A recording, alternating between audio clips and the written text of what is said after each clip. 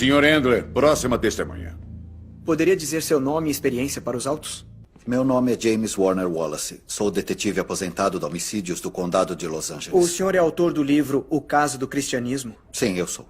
Pode contar para o tribunal o subtítulo do livro, por favor? Um detetive de homicídios investiga as alegações dos evangelhos. Seria correto dizer que seus deveres como detetive de homicídios incluem investigar casos já encerrados? Sim, essa é a minha especialidade. A maioria deles não é resolvida com testes de DNA? Protesto. Conduzindo.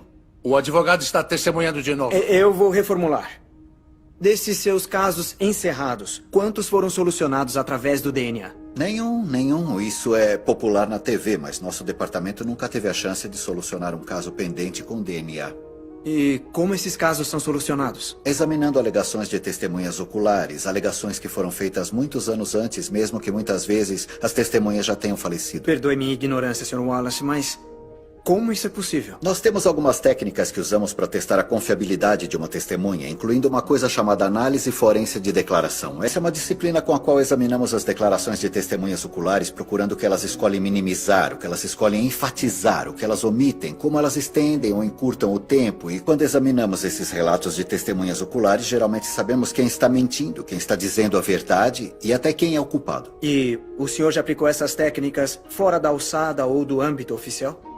Sim, já apliquei minha especialidade na morte de Jesus pela mão dos romanos e, na verdade, estudei os evangelhos como se estivesse estudando qualquer outra declaração forense. Em questão de meses, eu determinei que os 4 evangelhos, escritos de diferentes perspectivas, contêm relatos de testemunhas oculares sobre a vida, o ministério, a morte e a ressurreição de Jesus. E o senhor considerou que os 4 relatos fizessem parte de uma conspiração destinada a promover a crença numa nova fé? É preciso considerar as conspirações ao avaliar relatos de testemunhas oculares. Mas conspirações bem-sucedidas normalmente envolvem um número pequeno de pessoas. É mais fácil 2 pessoas mentirem e conseguirem guardar segredo do que 20. E esse é o verdadeiro problema com as teorias de conspiração relacionadas aos apóstolos do século I. Era muita gente tentando sustentar essa conspiração durante um período muito longo de tempo. E, pior ainda, eles sofriam uma pressão sem precedentes, uma pressão inimaginável. Cada uma dessas pessoas foi torturada e morreu pelo que alegava ter visto, e nenhuma delas jamais retratou a história.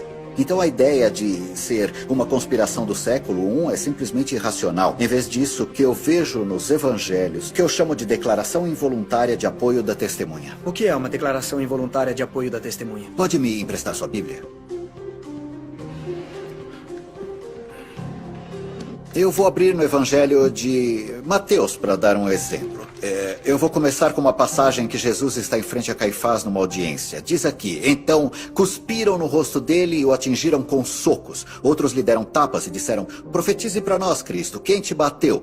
Parece um pedido muito simples, já que as pessoas que tinham batido nele estavam ali na frente. Não faz sentido, sabe?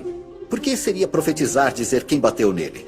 Mas só quando se lê Lucas que se obtém a resposta. Ele disse: os homens que vigiavam Jesus começaram a zombar e a bater nele. Eles o vendaram e exigiram: profetize quem te bateu. Então agora sabemos por que foi um desafio. Porque Lucas nos conta que Mateus esqueceu que ele estava vendado durante os acontecimentos. E isso é muito comum, esse tipo de apoio involuntário da testemunha que dá detalhes sobre o que a primeira testemunha esqueceu. Depois de anos examinando esses evangelhos, usando o modelo que eu uso para determinar se uma testemunha é confiável, eu concluo que os 4 evangelhos neste livro contêm relatos confiáveis das próprias palavras de Jesus. E isso inclui as declarações citadas pela senhorita Wesley na sala de aula. Certamente. Obrigado, detetive. A testemunha é sua. Detetive Wallace, não vou tentar comparar o meu conhecimento bíblico com o seu. Mas não é verdade que esses relatos dos evangelhos variam muito no que dizem? Que existem inúmeras discrepâncias entre esses relatos? Absolutamente. Mas é exatamente o que devemos esperar. Eu não entendi isso. Relatos de testemunhas oculares sempre diferem na maneira em que elas se lembram da história. São diferentes perspectivas geográficas com suas histórias, até mesmo onde estavam no local. Quando eu examinei os evangelhos, estava tentando determinar se os relatos eram precisos e confiáveis, apesar das diferenças que encontraria entre eles. E como cristão devoto, o senhor sente que conseguiu? Sr. Kane, acho que me entendeu mal. Quando comecei o estudo, eu era um ateu devoto. Comecei a examinar os evangelhos como um cético convicto, não como um crente. Sabe, eu não fui criado num ambiente cristão, embora eu tenha uma consideração elevada pelo valor da evidência. Não sou cristão porque fui criado dessa forma ou porque esperava satisfazer alguma necessidade ou atingir algum objetivo. Eu sou cristão porque é uma verdade evidente. Quero excluir a declaração, por favor. Mantido. O júri deve ignorar as últimas observações do detetive Wallace. Sem mais perguntas. A testemunha está liberada. Obrigado, meritíssimo.